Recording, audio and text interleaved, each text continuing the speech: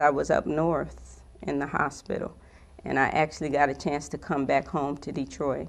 And they sent me to the therapy center there. And at that point, when they fitted me for the prosthesis, was when I got to a point where I just felt like, this is not working. It is not going to work for me. And I guess at that point, I started losing hope because the prosthesis that they had back then, I call them Barbie feet. You just kind of throw and rock and hope that all of you ends up in the same place. There was no, I went from that to a hydraulic knee. There was no real knee control prosthetic. When I got my prosthesis, you just kind of had a constant throw and lock knee. And with me already having one bad knee, I didn't really have another leg to facilitate the control that I needed for the type of prosthesis that they had. So a lot of time I ended up on the floor or in a wall or halfway down some steps a lot faster than I had planned to. And I just kind of started to despair because I knew for me there was going to have to be something different to help me get to where I needed to be. And I think that's where the process began, where I just stopped wearing the prosthesis and just felt like, well, this is not going to work. I'll just have to do it on the one leg. I started having some problems with my knee, which forced me to start looking locally for an orthopedic doctor. I found an orthopedic solution and never bothered to care about what was going on with the prosthesis because I just had stopped wearing it. Well, then my natural knee had started giving me so much problem. My doctor prescribed, not recommended, prescribed that I would go and be fitted for a prosthesis because the prosthesis, if nothing else, would help distribute the weight off of my knee that I was having problems with.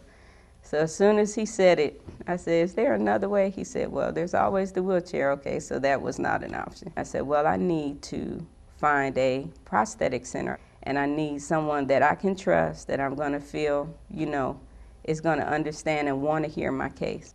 I just kept hearing, you need to go see Keith, you need to go see Keith. So I told them, okay, well, after several months of therapy, they kept saying, you need to go see Keith. Renee came to me after 10 years of frustration. She hadn't worn a prosthesis consistently for 10 years and had all but given up.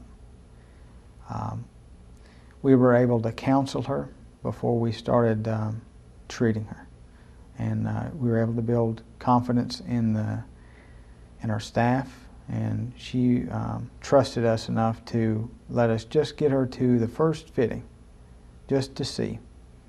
And once we got her in her first fitting and showed her that her limb was easy to control, she just hadn't done it in a long time. So I came and talked to Keith, and first I was really impressed.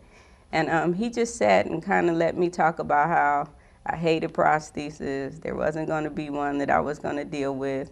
It had been 10 years, and when I was using the one that I was using, it was just a pain in the neck, and I had this beat-up leg, and it wasn't working, so I'd rather just keep on walking on the beat-up leg. So he kind of sat me down and took me through his first point of conversation was that, well, it's been years since you've had a prosthesis. They're doing so many new things in the field now. And I was like, yeah, I know, I've heard them all. But for me and this leg, it's not going to work. He said, well, let's try some things. So he kind of started walking me through some technologies and some new processes that they were using. It talked to me about the sockets. That's where I was having a lot of problems also. And I kind of started liking what I was hearing. And I liked the fact that when I was talking, you could tell he was listening to what I was saying by the responses I was getting. So that was our first session.